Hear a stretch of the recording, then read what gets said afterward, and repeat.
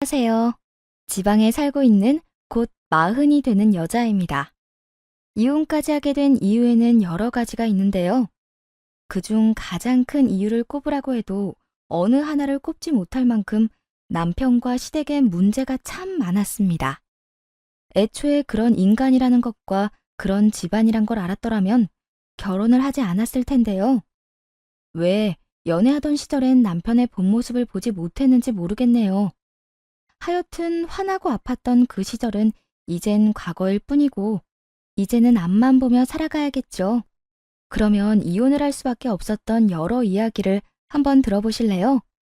저와 남편은 맞벌이 부부였어요. 시댁은 50평대 아파트에 살고 있었는데, 재산 정도는 굳이 묻지 않았습니다. 집이 자가인지 아니면 세를 들어 사는 것인지 역시 알지 못한 상태였죠. 남편의 집안을 보고 결혼한 것이 아닌 그저 남편 하나만 보고 한 결혼이었으니까요. 시댁의 재력은 결혼에 아무 문제가 없다고 생각했고요. 친정은 시댁보다 작은 평수의 집에 사시긴 했지만 보유하신 집이 꽤 있는 상황이었어요. 부모님이 사는 지역에 아파트 2채, 그리고 시골에 집 1채를 보유 중으로 말 그대로 돈 걱정은 없이 살고 계셨죠. 부드럽고 여유로운 부모님 밑에서 자란 저는 결혼을 하고 처음 경험하게 된 시모의 성격에 조금은 놀랬네요. 시모의 성격은 별나다라는 말이 절로 나올 만큼 성격에 문제가 있는 사람이었는데, 그 중에서도 가장 괴로운 건 한 번 꽂히면 포기란 모르는 사람처럼 몇 날 며칠을 그것만 가지고 사람을 괴롭힌다는 점이었죠. 처음 시작은 손주 문제였어요. 결혼한 지 1년도 되지 않은 어느 날 전화가 끊이지 않고 오더라고요. 일을 하느라 전화에는 신경을 쓰지 못하고 있었는데, 급한 일을 끝내고 휴대전화를 보니 부재중 통화가 30통이 넘어가고 있었어요. 도대체 무슨 일인가 싶어 시모에게 전화를 걸려는 순간 시모에게 또다시 전화가 오더라고요. 넌 왜 이렇게 전화를 안 받니? 내가 전화를 몇 통이나 한 줄 알아? 도대체 뭐 하고 있었니? 지금 일하고 있죠. 일할 땐 저 휴대전화 잘 못 봐요. 지금도 급한 일 끝내놓고 잠시 쉬는 시간이고요. 그런데 왜 그러세요? 무슨 일이길래 전화를 이렇게나 많이 하셨어요? 무슨 일까진 아니고 내 친구가 글쎄 이번에 손주를 보게 생겼다고 하더구나. 그래서 전화했어. 순간 그래서? 생각이 절로 나더라고요. 제 친구가 임신한 것도 아니고 시모 친구 며느리가 임신한 사실을 굳이 제가 알아야 할 필요는 없잖아요.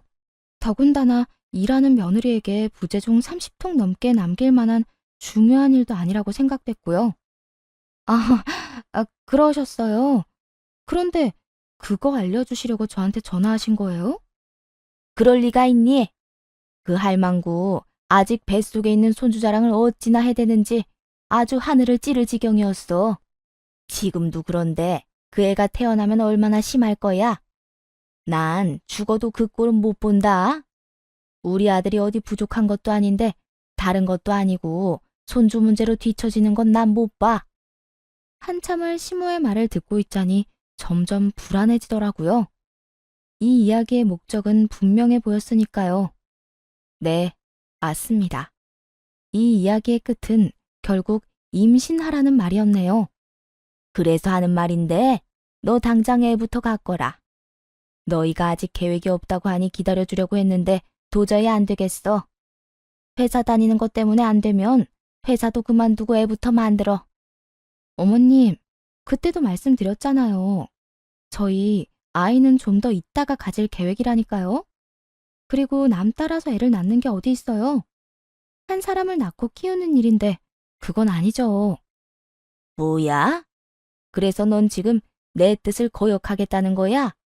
감히 네가 뭔데 내 손주 자식을 낳는다 만다 결정을 하는 게야? 넌 그냥 내가 시키면 시키는 대로 하면 되는 게야. 전 어머님이 시키면 시키는 대로 하는 꼭두각시 아니에요. 애 낳으라 명령하면 즉각 낳아주는 기계도 아니고요. 그러니까 아이 문제는 저희가 알아서 하게 내버려 두세요. 그러면 일이 바빠서 이만 끊을게요. 평소에 다른 문제는 시모의 뜻대로 웬만하면 해주려고 했지만 아이 문제만큼은 그렇게 할 수가 없었어요. 애 하나 키우는데 한두 푼 드는 것도 아니고 시모가 애를 낳으라는 이유 역시 납득이 되지 않았거든요. 무엇보다 남편과는 이미 좀 더 준비된 2년 뒤부터 아이를 갖자고 오랜 시간 상의하고 내린 결론이라 무턱대고 시모의 뜻을 따라줄 수는 없는 노릇이었죠. 남편 역시 같은 마음일 거라 생각했는데 그 생각은 며칠 뒤 산산조각이 나고야 말았어요. 시모는 제가 뜻대로 움직이지 않자 남편을 타깃으로 돌렸더군요. 남편을 들들 볶던 시모의 영향인지 처음엔 절대 생각이 없다던 남편이 아이 이야기를 꺼내기 시작했어요. 여보, 내가 잘 생각해봤는데 우리 아기 가지는 거 2년 뒤는 너무 늦을 것 같아. 뭐? 갑자기 왜 그래? 어머님이 당신 설득하는 것 같더니 홀랑 넘어가 버린 거야? 꼭 그런 건 아닌데 듣다 보니까 엄마 말이 틀린 말이 없더라고. 애는 1살이라도 어릴 때 낳는 게 애한테도 그렇고 당신 몸 회복에도 좋다고 하고 2년 뒤에 우리가 원하는 시기에 임신이 안 되면 그땐 어떻게 해? 지금부터 노력해도 언제 임신이 될지도 모르는 상황인데 마냥 미루고만 있는 건 아닌 것 같아. 그러다 덜컥 생겨버리면 어떻게 할 거야? 아직 우리 애 낳고 키울 만한 상황이 아니잖아. 아니, 어떻게 해서든 출산까진 한다고 쳐. 그러면 애는 누가 키워? 당신 혼자 벌어서 우리 아득바득 사는 거 난 싫어. 돈 때문에 애한테 짜게 구는 것도 싫고 돈 때문에 당신한테 잔소리하게 되는 건 더 싫단 말이야. 남편은 이 말에 수긍하는 듯했고 며칠 동안은 다시 이야기를 꺼내지 않더라고요. 그래서 이젠 포기했나 하고 안심하는 순간 아니나 다를까 다시 이야기를 꺼내기 시작하더군요. 여보, 우리 엄마가 애 낳기만 하면 다 알아서 해줄 테니까 얼른 낳기만 낳으래. 돈 걱정은 물론이고 당신 육아휴직 끝나면 그때부터 아기도 봐준다고 하던데. 그러니까 우리 지금부터 노력해보자. 나 엄마 말 때문에 설득된 것도 맞지만 당신 닮은 아기 꼭 갖고 싶어서 그래. 만약 남편이 화를 내며 닥달했다면 넘어가지 않았을 텐데요. 이렇게 달래주며 저런 말을 하니 고민이 생기더라고요. 거기에다 출산 이후 가장 걱정이었던 육아 문제까지 해결을 해준다고 하니 더욱 흔들리기도 했었죠. 결국 전 달콤한 남편의 설득에 넘어가 애를 갖게 되었고 무사히 출산하게 되었습니다. 출산하기 바로 직전까지도 조리원 비용도 다 줄 테니 아무 걱정하지 말라던 시모는 막상 출산하고 조리원에 가게 되자 돈 이야기는 꺼내지 않더군요. 육아도 마찬가지였어요. 도와준다고 큰 소리 칠 때는 언제고 막상 아기와 함께 집에 돌아온 첫날엔 시모가 집으로 찾아오더니 도와주기는커녕 진상짓을 부리기 시작했어요. 아이고, 우리 장손, 우리 아들을 닮아 너무 잘생겼구나. 인물이 아주 훤하다 훤해. 지금도 이런데 다 크면 여자 열어 돌리겠어. 그나저나 넌 뭐라고 그러고 서 있니? 밥 시간 지난 지가 언젠데 밥 안 차리니? 날 굶길 작정인 거야? 도움이 되지 않을 거라는 건 예상했지만 짐이 될 거라곤 예상하지 못했던 터라 당황스럽더라고요. 아이가 생각보다 더 우량하라 제왕절개했고 이제 조리원에서 나와 집에 도착한 사람에게 밥까지 차리라고 할 거란 걸 누가 상상이나 했겠어요. 시모는 누구보다 당당하게 밥 타령하고 있었고 아무래도 도저히 혼자 힘으로는 안 될 것 같아 제 몸조리를 위해 근처 친척집에 지내던 친정엄마를 불렀네요. 제 연락에 친정엄마는 급하게 집으로 오셨고 시모의 인사도 제대로 받지 않고 남편에게 밥 타령을 시작하셨죠. 지금 밥 대신한 지가 언젠데 우리 딸 밥 안 차려주고 뭐 하나? 네? 제가요? 그러면 여기 누가 밥을 하나? 제왕절개로 출산한다고 배 찢은 내 딸이 하나 여기 갓 태어난 손주만 본다고 정신 빼놓은 사돈이 하겠나? 아니면 설마 내가 하길 바라는 건가? 아닙니다. 제가 해야 할 것 같네요. 그래, 얼른 차리게나. 남편은 하는 수 없이 주방으로 발길을 옮겼고 시모는 그 꼴은 죽어도 볼 수 없다는 듯 남편을 붙잡으며 엄마에게 따지기 시작하더라고요. 아니 사돈, 집안에 여자가 몇인데 남자가 밥을 차린답니까? 그것도 내 귀한 아들을. 나는 절대 그 꼴은 못 봅니다. 시모는 절대 안 된다며 엄마를 몰아세웠고 엄마 역시 지지 않았고요. 여기 여자가 어디 있어요? 내 딸은 몸도 성치 않은 병자에 노인네 둘뿐인데 저는 이제 나이 먹어서 주방 일은 꼴도 보기 싫으니 정 아들이 주방 일하는 게 보기 싫으면 사돈이 하면 되겠네요. 뭐라고요? 제 말이 어디 틀렸나요? 다른 일로 아픈 것도 아니라 아이를 낳느라 몸이 성치 않은 애라고요. 그런데 그런 애 보고 밥을 차리라는 게 제정신 박힌 사람이 할 말이라고 생각하세요? 전 제 딸을 그런 식으로 부려먹는 꼴 절대 못 보니 그렇게 밥이 드시고 싶으면 직접 차려 드세요. 엄마는 거세게 시모에게 대응하고 나섰고 시모도 엄마의 성격이 보통은 넘는다는 것을 느꼈는지 엄마 말대로 혼자 밥을 차려 먹더라고요. 남편놈은 자기 엄마가 차린 밥을 먹지도 못하고 친정엄마 눈치만 살피고 있었고 시모는 또 그런 남편의 행동이 보기 싫다는 듯 미간을 찌푸리더군요. 거기서 엄마는 마지막 한 방을 날려버렸어요. 자네, 배고픈가? 네? 조금, 제가 아침부터 제대로 먹지를 못해서요. 그래? 그러면 가서 먹게나. 자네 마누라는 자네 자식 돌본다고 지금 아무것도 못 먹고 있는데 그래도 자네 배고프면 혼자라도 먹어야지. 배고픈 게 죄인가? 눈치 없는 게 죄지. 정 고프면 먹어. 아닙니다. 생각해보니까 배가 안 고프네요. 조금 있다 엄마 가시고 나면 밥 차려서 집사람이랑 먹을게요. 그래? 웬일로 그리 기특한 생각을 다 했어. 두 사람 먹을 미역국은 내가 끓여주고 애도 봐줄 테니 조금 있다가 같이 먹어. 알겠지? 네, 장모님. 감사합니다. 남편의 입에서 저런 말이 나오자 시모는 마음이 확 상해버렸는지 먹던 밥은 싹 다 정리해버리고 집을 나가버리더군요. 간다는 인사도 없이 말이에요. 얼마나 통쾌했나 몰라요. 평소 저를 시집온 며느리가 아니라 새로 들인 종쯤으로 여기던 시모였던 터라 미안한 감정은 조금도 없었어요. 그 후 시모는 집으로 아기를 보러 오긴 했지만 제가 또 엄마를 부를까봐 저에게 뭘 시키진 않더라고요. 남편 역시 한번 호되게 당하고 나니 시모가 오면 시키지 않아도 배달 음식을 시키곤 했어요. 그렇게 시간은 흘러 제 복직 날이 다가왔고 예상대로 시댁에선 어떤 말도 나오지 않더라고요.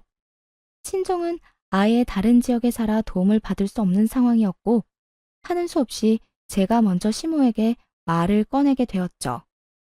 어머님, 저 이제 복직해야 하는데 언제부터 아기 봐줄 수 있으세요? 뭐? 나보고 애를 보라고? 봐준다고 하셨잖아요. 기억 안 나세요? 아기 낳기만 하면 뭐든 걱정하지 말라고 육아도 다 해주신다고 하셨잖아요. 그땐 네 마음 돌리려고 그냥 한 말이었지. 나 힘 없어 얘. 요즘은 걸어 다닐 힘도 없는데 애를 내가 어떻게 보니? 그냥 어린이집 보내. 들어보니까 아침부터 저녁까지 봐준다고 하던데. 거기 보내면 되지 않니? 어린이집 도움도 받긴 하겠지만 하루 종일 보내기엔 애가 너무 어리잖아요. 오전에만 보내고 오후에만 좀 돌봐주세요. 제가 최대한 일찍 퇴근해서 올게요. 난 못한다니까. 정 여의찮으면 도움이라도 구하면 되지 않니? 요새 도우미들도 애 잘 키워준다고 하던데. 넌 날 뭘 믿고 계속 애를 맡기려 그러니? 네 새끼니까 네가 알아서 해. 언제는 믿고 낳기만 하라더니 말이 달라도 너무 다르더라고요. 애초에 시모의 말을 다 믿은 건 아니었지만요. 그래도 최소한 복직할 때 육아를 도와주겠다는 그 약속만큼은 믿었는데 저딴 말이나 하니 화가 나더라고요. 알겠어요. 그럼 이모님 구할 테니 그 비용은 어머님이 내세요. 하루에 적어도 5시간 정도는 모셔야 할 테고 시간당 10,000원으로만 쳐도 하루에 50,000원씩이에요. 월급으로 드릴 거니까 달마다 돈 준비해 주시면 돼요. 너 미쳤니? 내가 그만한 돈이 어디 있어? 정 힘들면 절반이라도 내세요. 그냥 한 마리든 아니든 전 어머님 말만 믿고 임신에 출산까지 한 거였어요. 그러니까 하신 말씀에 책임은 져야 하지 않겠어요? 난 그럴 돈 없다. 그러니까 네가 알아서 해. 그 후 시모는 제 연락을 피하기 시작했고 남편에게 어떻게 할 것인지 물어보게 되었죠. 이제 복직이 코앞인데 어떻게 할 거야? 어머님은 걸어 다닐 힘도 없어서 애 못 봐준다고 도우미 구하라고 하면서 돈은 못 보태준다고 하더라. 난 무슨 일이 있어도 이번에 복직할 거니까 당신이 어머님한테 가서 돈 받아와. 우리 엄마가 그런 돈이 어딨어. 그런 돈도 없으면서 이모님 구하란 말은 왜 그렇게 쉽게 하셨대? 병원비, 조련 비용도 그래.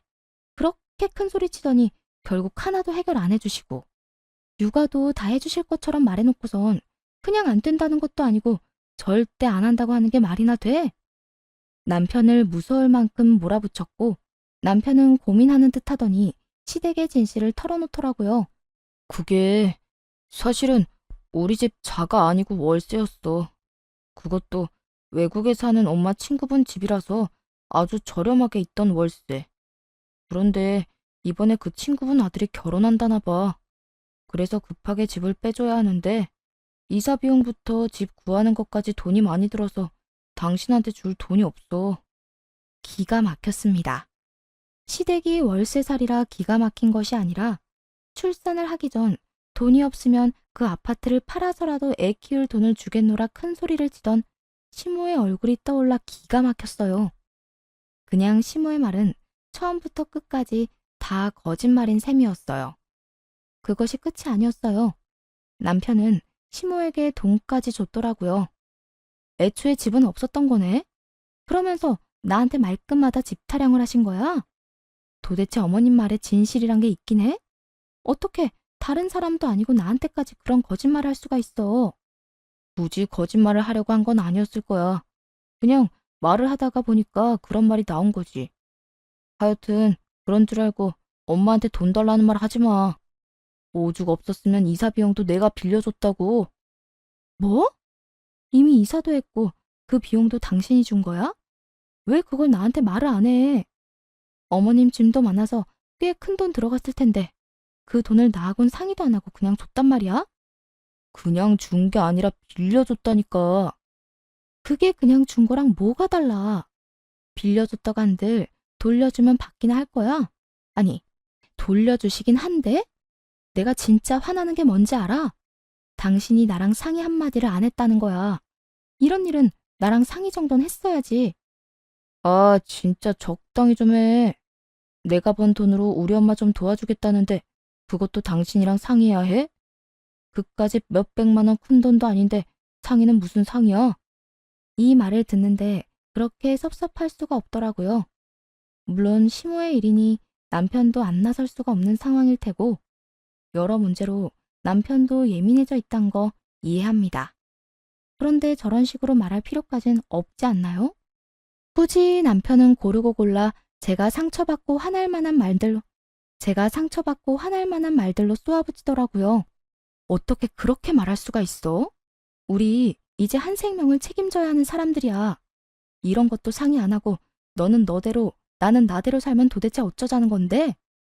그리고 몇백이 작아? 우리 한 달 생활비보다 많은 돈이야. 그러면 내가 그 돈도 주지 말고 우리 엄마 힘들게 만들어야 했어? 왜 계속 같은 말을 하게 만들어? 내가 말했지. 도움을 준 것 자체가 화가 나는 게 아니라고. 상의 정도는 해야 했다는 말이잖아. 그런데 당신 뭐라고 그랬어? 내 돈 내가 쓴다고? 그게 나한테 할 말이야? 아, 몰라. 난 틀린 말 했다고 생각 안 하고 앞으로도 이렇게 할 거니까 당신도 복직해서 돈 벌면 알아서 써. 나도 신경 안 쓸 테니까. 그 복직은 할 수 있을까 싶긴 하지만 말이야. 그 순간 어떤 생각이 들었는지 아세요? 제가 이러려고 애를 낳았나 하는 생각이 들었네요.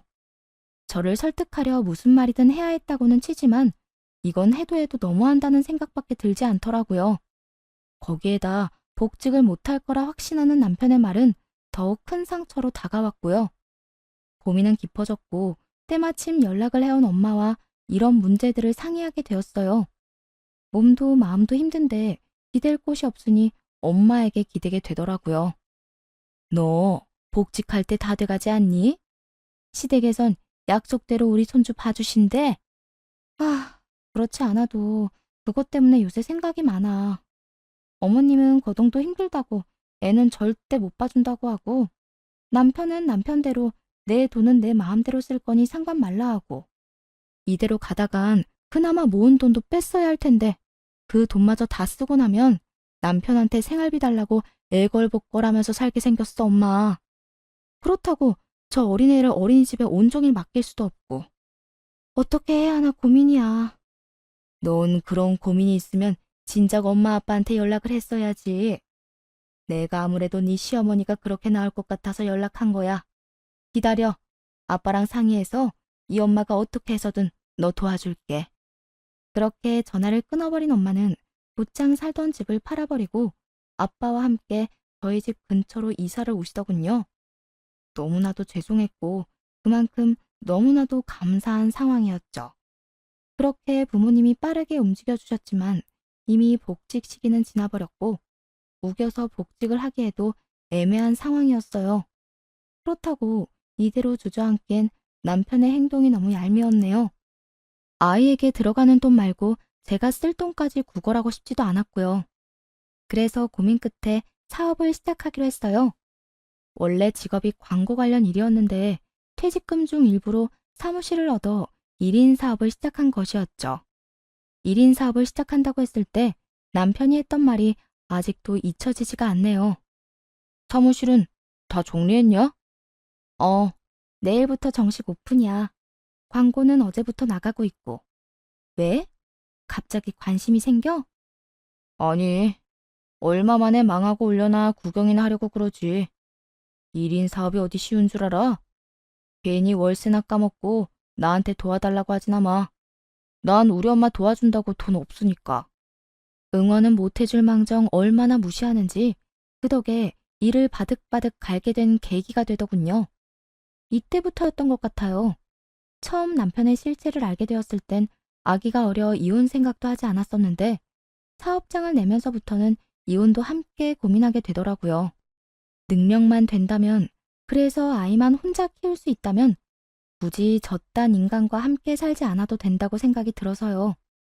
그렇게 여러 이유로 참 열심히 일했습니다. 처음엔 물론 힘들었어요. 이 일에 대해서는 누구보다 잘 알고 잘할 수 있다고 자부했지만 사업을 이끌어간다는 건 생각보다 많이 힘든 일이더라고요. 하지만 한둘씩 의뢰가 들어왔고 무엇보다 원래 저와 일하던 거래처분들의 도움을 얻어 점점 상황은 나아지기 시작했어요. 벌이는 점점 좋아져서 남편의 월급을 뛰어넘게 되었고 남편은 어느 순간부터 제가 돈을 좀 번다 싶었는지 그렇지 않아도 적게 주던 생활비를 주지 않기 시작했죠. 남편이 버는 돈으로 도대체 무얼 하는 것인지는 굳이 물어보지 않아도 알 수가 있었어요. 시모는 못 보던 옷과 가방, 액세서리를 걸치고 집에 오곤 했고 남편이 몸에 걸친 것도 하나둘 명품으로 도배가 되기 시작했으니까요. 번 돈을 다 치장하는 데 써도 그 정도 능력은 안 될 텐데 그렇게 사치를 하는 게 어이없었지만 굳이 상관하지 않았네요. 이미 이혼하겠다는 생각은 분명해져 있는 상황이었고 돈도 따로 쓰자고 한 만큼 빚이 생기더라도 그 또한 당연히 각자 알아서 해결해야 한다고 생각했으니까요. 남편은 빚까지 져서 골프를 치러 다니고 시모는 남편의 돈으로 이곳저곳 여행을 다니기 시작했고 심지어는 모임에서 가는 해외여행도 덜컥 예약을 해버렸다고 하더라고요. 이번에 우리 엄마 모임에서 해외여행 가는 거 알지? 모를 수가 있겠어? 당신 엄마가 한 달 전부터 예약했다면서 곧 간다고 노래를 부르고 다니는데. 그 여행 나머지 잔금 당신이 좀 내줘야겠어. 내가 해결하려고 했는데 나 요새 돈이 좀 부족해서 잔금 치를 돈이 없어. 내가 왜? 없으면 그냥 취소해. 나라고 뭐 돈이 차고 넘치는 줄 알아? 그러지 말고 좀 해줘. 지금 취소하면 예약금 다 날려야 하는데 아깝지도 않아. 내 돈도 아닌데 내가 아까워해야 해? 당신이 그랬지. 각자 돈은 각자 알아서 쓰자고. 그러니까 이번에도 각자 일은 각자 알아서 해결해. 괜히 나한테 이런 식으로 부탁하지 말고 말이야. 요새 보니까 빚까지 내서 사치 부리고 다니는 것 같은데 빚 좀 더 내서 보여줘. 그러면 되잖아. 한도 끝까지 찼으니까 그렇지. 그러지 말고 그냥 돈 좀 줘. 당신 돈 잘 벌잖아. 당신 요새 내 뒷조사하고 다니니? 난 내 벌이에 대해서 말한 적도 없는데 내가 잘 버는지 못 버는지 어떻게 알아? 당신 얼굴에 웃음꽃이 폈는데 그것도 모를까 봐. 하여튼 좀 내놔. 돈 생기는 대로 줄 테니까. 나야말로 하여튼 못 줘. 그러니까 알아서 해결해. 끝까지 못 준다고 하자 남편은 시모에게 전화를 걸어 모든 상황을 알리고 전화를 바꿔주더라고요. 얼마나 치사한 짓거리를 해대는지 헛웃음이 날 지경이었어요. 너 진짜 이런 식으로 나올 거야? 예약금이 한두 푼도 아닌데 그걸 날리게 그냥 둘 거라고? 그 돈이 어떤 돈인데 그냥 날리게 만들어. 헛소리 하지 말고 얼른 돈이나 보내거라. 난 무슨 일이 있어도 이 여행 가야 하겠으니. 그렇게 가고 싶으면 어머님 돈으로 가세요. 그러면 될 텐데 왜 저한테 이러시는 건지 전 도무지 이해가 안 되네요. 이해가 안 돼? 뭐가 이해가 안 되니? 네가 내 며느리이고 며느리도 자식인데 내가 여행을 간다고 하면 당연히 네가 자식된 도리로서 보내줘야 하는 거야. 그 정도는 기본이라고. 그거야 평소에 제가 자식 취급이라도 받았을 때 해당하는 이야기고요. 전 100번, 1000번을 생각해도 그런 대접은 받은 기억이 없으니 절대 그 돈 못 드려요. 그러니까 두 사람이 알아서 해결하세요. 그렇게 칼같이 두 사람의 부탁을 거절했고 결국 예약금만 날렸다고 전해 들었네요. 시모의 친구들이 비행기를 타는 날 시모와 남편은 저에게 따지기 위해 사무실로 찾아왔어요. 화낼 때 유난히 더 닮은 얼굴을 하는 두 사람은 똑같은 얼굴로 화를 내기 시작하더군요. 오늘 내 친구들은 여행 가버렸고 결국 내 아들 돈은 다 날렸다. 이제 좀 후련하니? 이제 좀 네 마음이 통쾌해? 어떻게 돼 내가 돈 아까운 줄 모르니?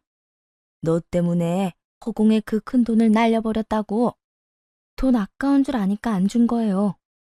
어머님 아들이 내 돈은 내 돈, 네 돈은 네 돈이라면서 제가 땡전 한 푼 못 벌 때 통보했는데 못 들었나 봐요? 그거야 그거고 이건 이거지. 아무리 돈 관리를 따로 한다고 해도 어떻게 시어머니 여행 경비마저 안 주는 게 어디 있어? 어디 있긴 여기 있잖아요. 남편도 남편이지만 어머님도 참 뻔뻔하네요. 제가 그렇게 힘들어할 땐 도움 한 번 안 주더니 저한테 와서 돈 이야기를 꺼내고 싶으세요? 저 같으면 미안해서 말도 못 꺼낼 것 같은데. 시모는 그 말에 아무 말이 없었고 남편은 시모가 밀린다 싶었는지 시모를 대신해 저에게 따지기 시작했죠. 당신 아무리 그래도 엄마한테 말이 좀 심하다. 뻔뻔하다니 너무 버릇이 없잖아. 내가 지금 이 상황에 버릇이 좋은 것도 이상하다고 생각 안 해? 난 잘못한 거 하나 없는데 내 사무실로 이렇게 찾아와서 다짜고짜 따지고 화내는데 이 와중에 내가 상냥하고 예의까지 있어야 해? 어떤 상황에서도 당신은 우리 엄마한테 예의를 지켜야지. 우리 엄마가 당신한테 시어머니인데. 아, 그래? 그러면 이혼하면 되겠네. 뭐? 지금 이혼이라고 했어? 어, 이혼이라고 했어. 이혼하면 더는 나한테 시어머니도 아니고, 그러면 당신이 그딴 말도 안 되는 요구 따윈 하지 않을 거 아니야. 덤으로 당신이랑 같이 살 필요도 없고 말이야. 남편은 이혼 요구에 헛웃음을 치며 이렇게 말하더군요. 이혼? 그래. 당신이 원하면 난 이혼해 줄 수 있는데 당신은 괜찮겠어? 나한테 재산 분할도 해줘야 할 거고 당신이 그렇게 끔찍하게 생각하는 우리 아들은 아빠 없는 애 만들어야 할 텐데. 남편은 감히 아들을 입에 올리며 비아냥대기 시작했고 그런 남편의 얼굴에 이혼을 위해 준비했던 사진들을 던져버렸어요. 바닥에 떨어진 자신의 사진을 본 남편의 얼굴은 아연 실색이 되어버리더군요. 남편이 보고 이토록 놀란 사진은 바로 남편이 어린 골프장 캐디들만 고르고 골라 차마 입에 담지도 못한 추악한 행동을 하는 모습이 찍힌 사진이었죠. 이걸 어떻게... 당신 내 뒷조사라도 하고 다녔어? 이렇게 대놓고 이딴 짓을 하는데 굳이 뒷조사할 필요가 있겠어? 당신이 다니는 그 골프장 사람들이 나한테 이 사진 보내왔더라. 얼마나 행실을 더럽게 하고 다녔으면 그 사람들이 남편한테 한 소리 좀 하라고 이런 사진을 다 보냈겠어.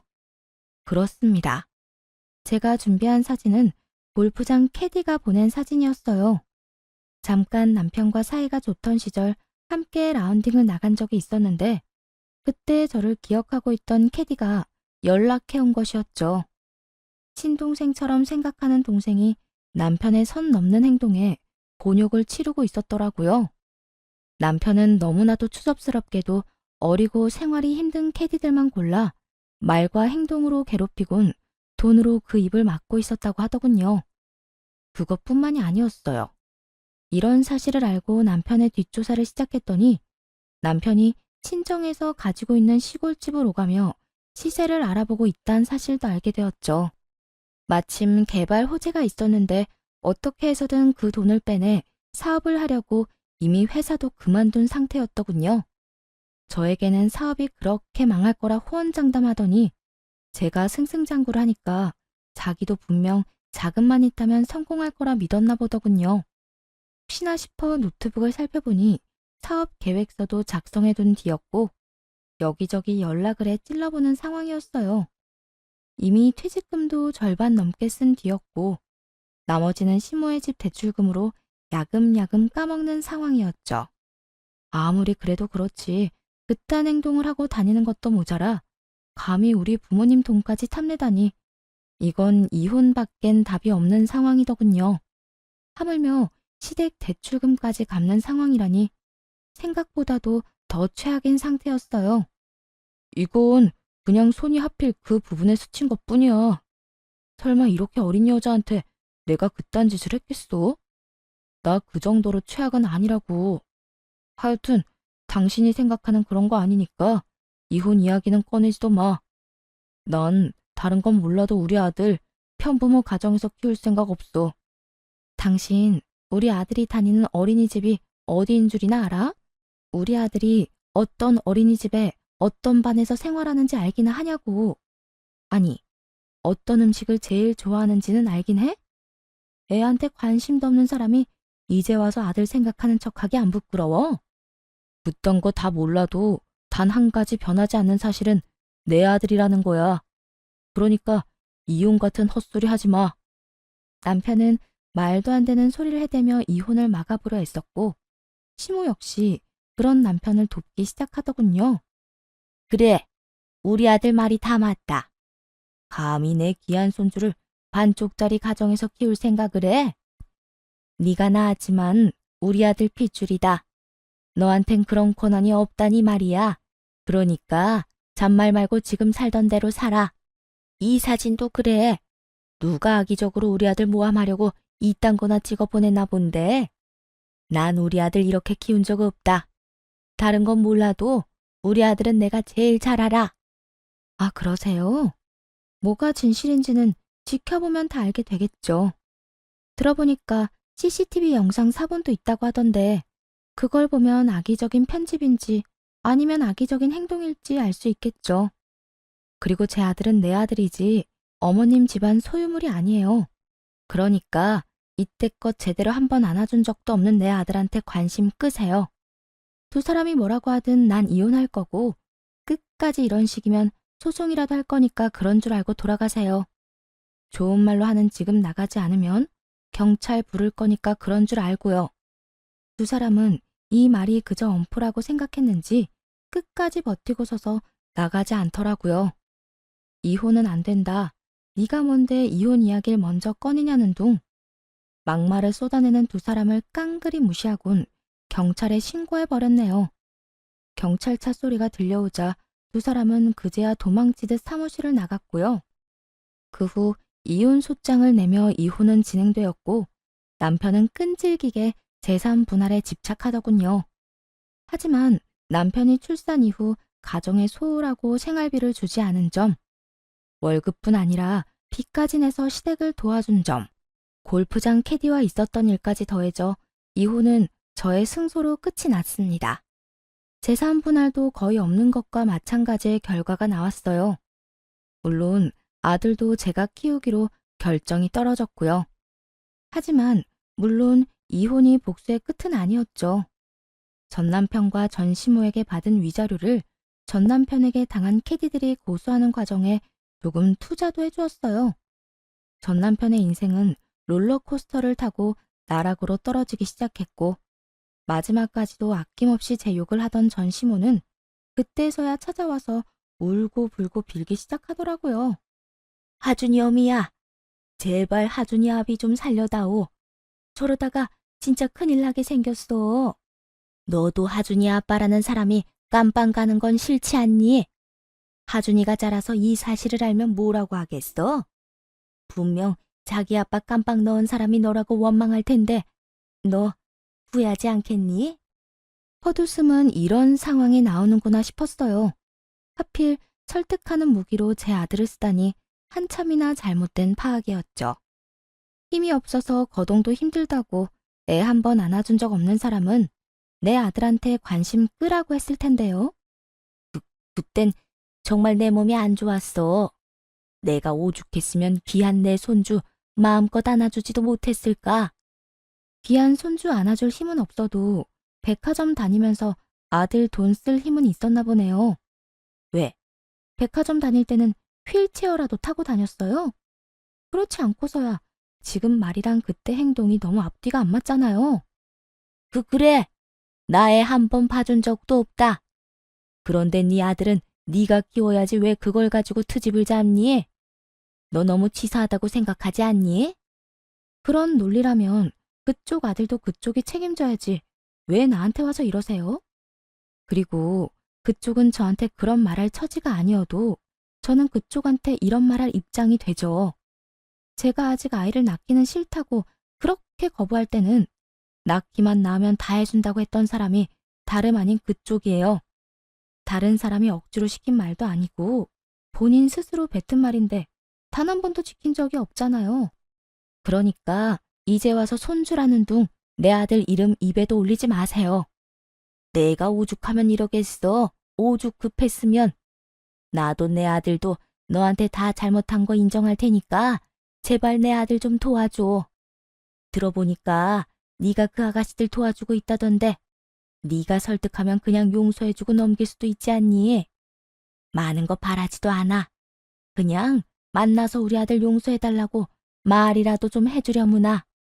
그 하나를 바란다는 게 지나치게 많은 걸 바라는 거예요. 저는요, 절대 그 아가씨들한테 용서해줘라, 없던 일로 덮고 넘어가라, 이딴 쉰소리 하고 싶지도 않아요. 그럴 생각도 없고요. 본인이 저지른 죄 스스로 다 갚으라고 하세요. 돈으로 갚든 몸으로 갚든 말이에요. 전 시모는 자신의 말이 씨알도 먹히지 않을 것 같아 보이자 눈물을 다 닦아내더니 저를 노려보며 겁을 주기 시작하더라고요. 그건 먹힐 거라 생각했는지 멍청하기 짝이 없는 대처법이었죠. 너 계속 이런 식으로 나오면 내가 하준이한테 다 말할 수밖에 없다. 하준이가 어느 정도 자라고 나면 네 아빠 인생 망하게 한 사람이 다름 아닌 네 엄마라고 다 말해버릴 거라고. 너 진짜 잘 생각해야 한다. 엄마 아빠가 이혼한 건 둘째치고 남자애한테 아빠가 얼마나 큰 존재인데. 그런 아빠가 망하면 애도 애지만 너라고 기분이 좋을 것 같아? 막상 망하고 나면 너도 기분이 좋지만은 않을 거라고. 그러니까 내가 이렇게 고개 숙이고 부탁할 때 내 아들 살려내란 말이야. 진짜 큰 착각을 하는가 본데 난 애 아빠든 말든 망하는 꼴 보고 싶어서 이러는 거예요. 그러면 내 기분이 엄청 좋을 것 같아서요. 그러니까 괜히 애 먼 사람 붙잡고 시간 낭비 그만합시다. 네? 이 말에 화가 머리끝까지 난 전시모는 저를 향해 손을 뻗어보려 애썼지만 소용없는 짓이었죠. 제가 키가 훨씬 더 크기도 했지만 시모의 손에 잡힐 만큼 제가 느리지도 않았으니까요. 그 길로 전 시모의 두 손을 잡아 끌어다 내쫓아버렸어요. 그 후 전 시모는 끈질기게 찾아왔지만 그때마다 경찰에 신고를 했고 그 후로는 더는 찾아오는 일은 없었네요. 전 시모의 발길이 끊기고 들려오는 소문엔 전 남편은 막대한 합의금을 주고 구치소 신세는 면했다고 하더군요. 그때라도 정신만 차렸다면 아들이 원하는 한에서는 얼굴은 보여주고 살려고 했는데 말입니다. 전 남편은 정신을 차리지 못하고 헛바람만 들어 사업을 하겠다고 돈을 빌리고 다니기 시작했다는 소문이 들려왔어요. 여기저기 친인척들에게까지 돈을 빌려 시작한 사업은 뭘 제대로 해보지도 못하고 망했다고 하더군요. 당연한 결과였어요. 전 남편의 노트북에서 본 사업 계획서는 겉만 그럴듯하지 조금만 따져보면 말도 안 되는 사업이었으니까요. 전 시모와의 연락도 끊고 빚쟁이에게 쫓겨다닌다는 전 남편이 제 앞에 모습을 드러낸 건 이혼한 지 2년이 지나던 해였어요. 집과 사무실을 옮기며 아이의 유치원까지 옮겼는데 어떻게 안 것인지 유치원으로 찾아왔더라고요. 차마 두 눈으로 보기 힘든 꼴을 하고 말이에요. 여기까지 어떻게 알고 찾아온 거야? 아니, 무슨 염치로 찾아온 거야? 아빠가 아들 보고 싶어서 찾아오는데 염치도 있어야 해? 당신이 이혼하고 내 아들을 한 번도 안 보여주니까 이렇게 찾아왔지. 그런 권리 찾으려면 최소한 양육비라도 주고 그딴 소리를 해. 당신 나한테 양육비 한 번도 준 적 없는 건 알고 있지? 내가 그 양육비 지금이라도 한 번에 다 받아내려고 마음만 먹으면 다 받아낼 수 있는데 그렇게 해줄까? 아, 진짜. 내 사정 다 알면서 그러지 좀 마. 그렇지 않아도 빚쟁이한테 쫓기느라 힘들다고. 그러니까 그런 상황에서 애를 찾아오면 어떻게 해? 생각이 있어 없어? 혹시라도 아들한테 피해가 될 거란 그런 생각은 하지도 못한 거야? 하긴 당신이 그런 생각까지 할 수 있는 사람이면 지금 이런 꼴이 되지도 않았겠지. 다 집어치우고 찾아온 진짜 이유나 빨리 말해. 괜히 하준이 얼굴 보러 왔다는 되지도 않는 핑계 대지 말고. 다른 사람이었다면 정말 아들이 보고 싶어 왔단 말을 믿을 수도 있었겠죠. 하지만 제가 아는 전 남편은 절대 아들이 보고 싶어 온 사람이 아니라고 확신할 수 있었어요. 분명 다른 용건이 있을 수밖에 없는 얼굴이기도 했고요. 그게 나 돈 좀 줘. 이제 정말 땡전 한 푼 없어서 길거리에서 자야 할 신세야. 그러면 그렇지. 어쩌다 그런 꼴까지 됐니? 한심하다 한심해. 그래, 나 한심해. 그러니까 다 알고 있는 사실 늘어놓지 말고 돈이나 좀 줘. 한 500만 원 정도? 당신 그 정도 돈은 쉽게 마련할 수 있잖아. 전 남편은 500만 원이 마치 나와라 뚝딱 하면 나오는 돈처럼 쉽게 이야기하더라고요. 수중에 돈 한 푼이 없어 전부인에게 구걸이나 하러 온 놈이 말이에요. 불쌍하기는커녕 한심하지도 않았어요. 그저 어떻게 해야 이 정신 나간 전 남편을 한 방에 떨쳐버릴 수 있을까 고민만 할 뿐이었죠. 고민 끝에 가방 안에서 500원짜리 동전 하나를 전 남편의 손에 쥐어주며 이렇게 말했어요. 500만 원은커녕 500원도 아까운데 그래도 예정이 있어서 이거라도 주는 거니까 가지고 가. 갚을 필요도 없고 그 돈 핑계로 다시 찾아올 생각도 하지 마. 알겠어? 너 지금 누굴 거지 취급하는 거야? 누가 이까짓 500원 받으러 여기까지 왔대? 500만 원 내놓으라고. 지금 당신처럼 오갈 데도 없어서 길거리에서 자고 돈이나 구걸하고 다니는 사람이 거지인 거 몰라? 거지한테 거지 취급해주는 건데 무슨 문제라도 있어? 그리고 500만 원을 빌려달라고 사정해도 얼굴에 침이라도 뱉고 싶은 심정인데 그냥 내놓으라고? 내가 미쳤어? 당신 같은 인간한테 그 큰 돈을 주게? 이 한심하다는 단어도 아까운 인간아. 그렇게 돈이 궁하면 공사판이라도 가서 일을 해. 여기서 아까운 시간 허비하고 다니지 말고. 전 남편은 꼴에 자존심은 남은 것인지 제가 준 500원을 바닥에 던져버리더라고요. 그리곤 무섭지도 않은 엄포를 놓기 시작했죠. 내가 너한테 복수하기 위해서라도 꼭 성공하고 말 거야. 그때 가서 후회하면서 매달리시나 말란 이 말이야. 그래, 제발 성공 좀 해라. 그래서 그 차마 두 눈 뜨고 보기 힘든 꼴 말고 제대로 된 꼴로 찾아와서 내 약 좀 올려보란 말이야. 뭐, 그 성공이 그렇게 쉽게 될지는 모르겠지만 내가 그때 되면 내 아들도 다시 데리고 올 거야. 데리고 와서 너한텐 얼굴도 안 보여주고 살 거라고. 이루어질 수 없는 일이란 걸 알지만 그 말을 듣는데 주체할 수 없을 만큼 화가 나더라고요. 쓰레기와 가깝게 있고 싶지도 않아 거리를 두고 있었는데 그 순간 생각이 끝나기도 전에 전 남편의 얼굴로 손이 날아가더군요. 너 지금 나 때렸냐? 왜? 반대쪽도 때려줘? 네가 뭔데 날 때려? 네가 뭔데? 그러는 넌 뭔데 감히 내 아들을 입에 올려? 네가 뭔데 감히 내 아들을 가지고 그딴 말을 짓거리는 거냐고. 너 두 번 다시 내 앞에 나타나지 마. 한 번만 더 내 눈에 네 머리카락이라도 보이잖아?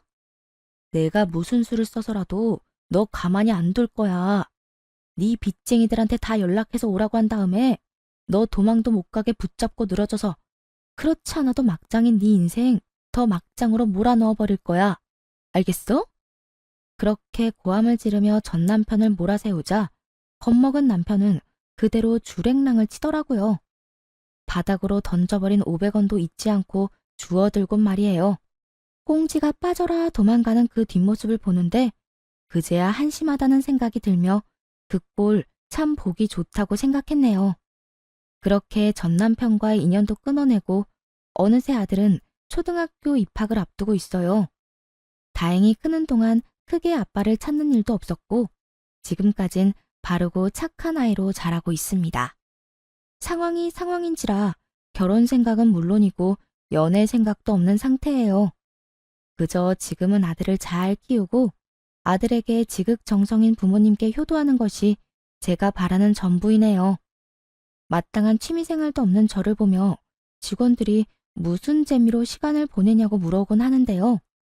가끔 아들과 여행을 다니고 부모님과 수다를 떨며 시간을 보내는 그 순간들에 때론 소소한 행복을 그리고 때론 너무